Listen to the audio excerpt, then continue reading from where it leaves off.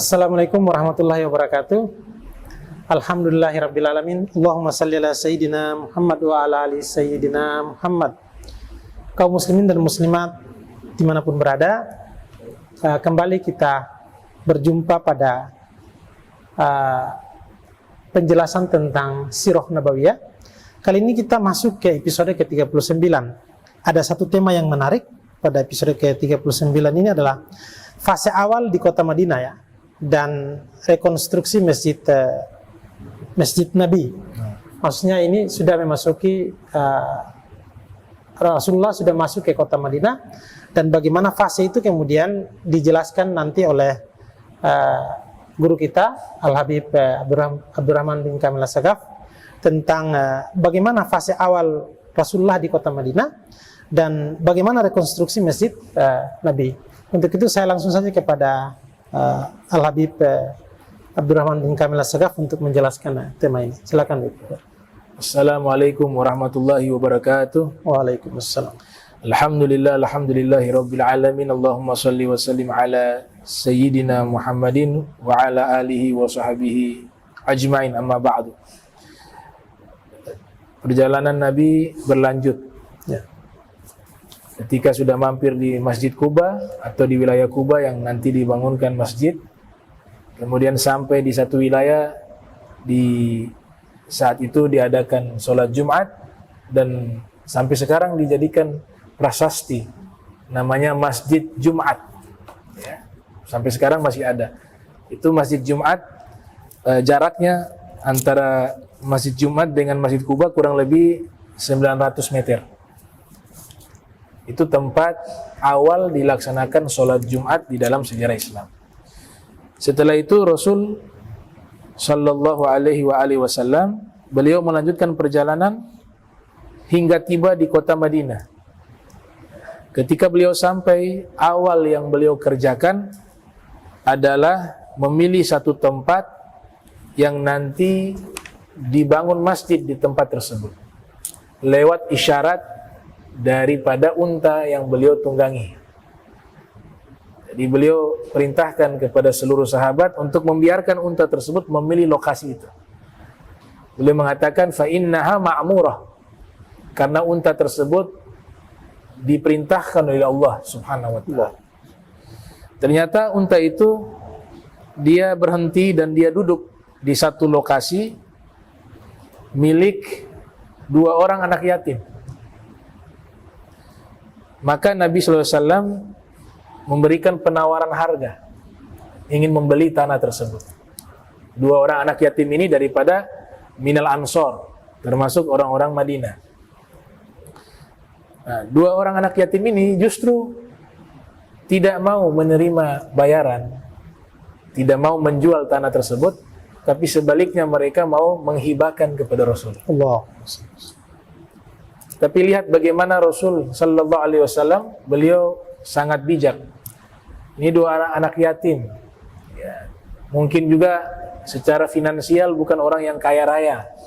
Mereka juga butuh yang namanya uang. Nabi tidak mau menerima hibah itu. Jadi Rasulullah SAW tidak semua pemberian itu beliau terima.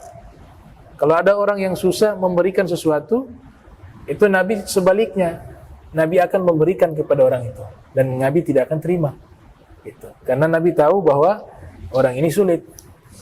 Ataupun Nabi terima, tapi Nabi akan mengganti yang lebih banyak lagi. Nah, itu luar biasanya Rasulullah Muhammad Sallallahu Alaihi Wasallam. Maka dipilih lokasi tersebut, dan akhirnya Nabi tidak mau menerima karena dihibahkan. Nabi tetap mau menawar untuk dibeli. Akhirnya jatuhlah kesepakatan bahwa tanah tersebut dibeli dengan harga 10 dinar. Ya. Ini koin emas. 1 dinar kurang lebih kita tarik di zaman kita ini mungkin 3 jutaan. Kalau 10 dinar berarti berapa itu? 30. Iya. Jadi dibelilah tanah tersebut. Ketika dibeli tanah tersebut, Sayyidina Abu Bakar yang membayar ya, secara kontan. Maka lokasi tanah tersebut sudah ada untuk dibangunkan masjid.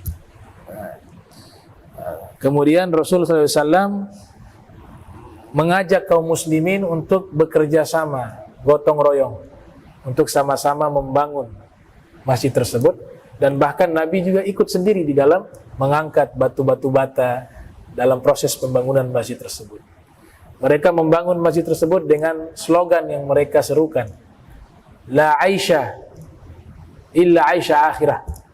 Tidak ada kehidupan kecuali kehidupan di akhirat. Allah. Itu slogan-slogan yang dibacakan ketika membangun masjid Nabi Muhammad sallallahu alaihi wasallam. Dan Nabi sallallahu alaihi wasallam beliau turun tangan hingga tuntas pembangunan masjid itu. Masjid yang kita kenal sekarang ini, Masjid Nabi sallallahu alaihi wasallam yang ada di belakang saya. Gambar ini. Itu dibangun secara langsung oleh Rasul. Dengan tangan beliau sendiri, dengan keringat beliau sendiri, bersama sahabat-sahabatnya. Di masa Nabi sangat sederhana pembangunannya. Dinding-dindingnya itu dari batu-batu bata yang dibuat dari lumpur atau tanah yang ada di masa itu, di wilayah tersebut. Sedangkan atapnya itu dari pelepah kurma, dan tiang-tiangnya itu dari batang pohon korma. Jadi sangat sederhana masjid tersebut dibangun. Dan Nabi memfungsikan masjid ini bukan hanya sebagai tempat ritual ibadah saja, tapi menjadi pusat pendidikan, pusat pemerintahan, kemudian al-islah baina akhawain, tempat di mana mendamaikan orang yang berkonflik, tempat konstitusi, penetapan hukum dan seterusnya. Itu dilakukan di masjid. Menerima delegasi juga di masjid. Cuma satu saja yang Nabi larang di situ, yaitu jual beli, berdagang di dalam masjid, itu Nabi larang. Idza ra'aitum man yabi'u aw yabta'u fil masjid faqulu la abrahullah tijaratan. Kalau kau melihat ada orang jual beli di dalam, ya, di dalam masjid, katakanlah semoga Allah tidak berikan keuntungan di dalam perdagangan. Nah, jadi itu larangan yang dibuat oleh Rasul di dalam masjid. Tapi selebihnya kita bisa buat untuk pendidikan, bisa untuk tempat musyawarah, bisa untuk tempat mendamaikan, bahkan juga untuk membuat satu kegiatan sosial. Karena Nabi juga pernah meminta sedekah di dalam masjid untuk diberikan kepada fuqara wal masakin. Nah, itu bisa mungkin kita hidupkan masjid kita di masa saat ini, mengikuti masjid Rasul di zaman Rasulullah Muhammad sallallahu alaihi wasallam. Ya. Menarik ya penjelasan tentang awal ya Rasulullah masuk ke kota Madinah dan bagaimana Rasulullah mengkonstruksi masjid yang sekarang kita kenal ya, atau Masjid Nabi atau dan masjid itu dalam sirah atau dalam historisnya ternyata sangat multifungsi, memiliki peran atau akan memiliki fungsi yang sangat multidimensi. Di sini sebenarnya mungkin lebih kita atau Bib merincikan atau menjelaskan lebih detail bahwa pertama, apakah Rasulullah masuk ke Madinah itu tidak mendapatkan tantangan awal masuk kota ke Madinah? Paling tidak masyarakat di tempatnya, apakah semuanya menerima secara total Rasulullah masuk ke Madinah? Itu dari sisi Rasulullah memasuki kota itu. Kemudian yang kedua, fungsi masjid tadi ada salah satu larangan, yaitu tidak bisa berdagang dalam.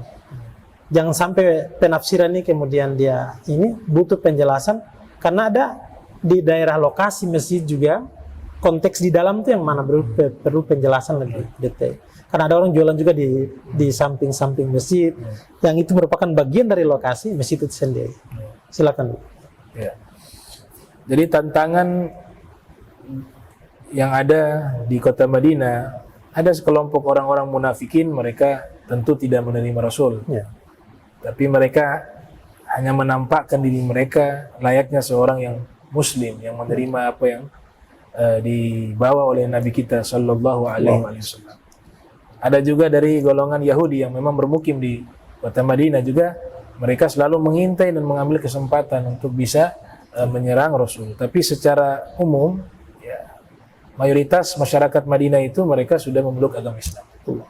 Nah, sehingga dua musuh yang ada di dalam kota Madinah ini itu tidak terlihat dengan sangat jelas sebagaimana di Makkah, ya, sangat frontal. Mereka ketika memusuhi itu sangat frontal. Tapi di Madinah karena jumlah musuh ini sedikit, maka mereka hanya mengambil kesempatan saja di saat kaum muslimin dalam keadaan terdesak, dalam keadaan sempit, mereka menunjukkan jati diri mereka yang sebenarnya sebagai orang yang memusuhi Islam dan Nabi Muhammad sallallahu alaihi wasallam. Adapun terkait masalah menjual dagangan di sekitar masjid, nah ini kalau yang disediakan di luar, ya wakafnya bukan untuk masjid, ya misalnya tanah ada sampingnya disediakan untuk lahan parkir dan tempat untuk jual beli, nah itu dia bisa digunakan. Maka secara konteks bahwa yang dimaksud di sini berdagang di dalam masjid, di dalam masjid, nah itu yang dilarang. Atau di lokasi yang memang sudah diwakafkan oleh orang yang mewakafkan untuk dijadikan masjid seluruhnya, maka itu dianggap sebagai masjid. Nah, daerah itu terlarang untuk kita jual beli di tempat tersebut. Tapi kalau di samping-sampingnya tidak ada masalah. Oke, baik. Ya, terima kasih. Menarik ya.